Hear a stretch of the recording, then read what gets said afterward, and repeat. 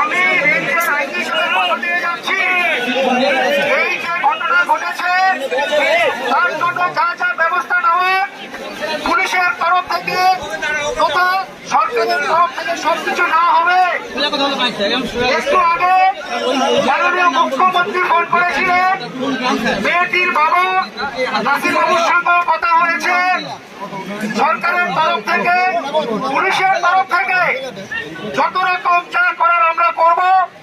এই কেসে যারা আসামি আছে তাদের প্রত্যেকের সাজা হবে এবং আপনাদের দাবি মতো তাদের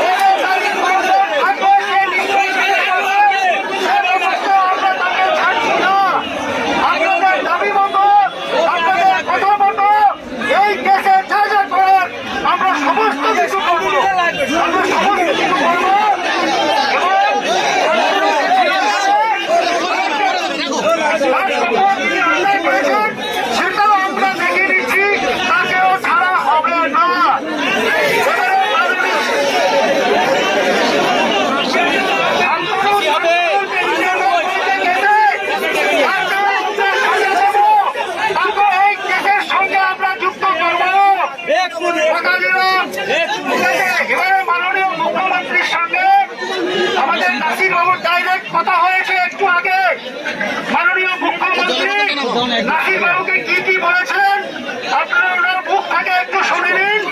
আপনাদের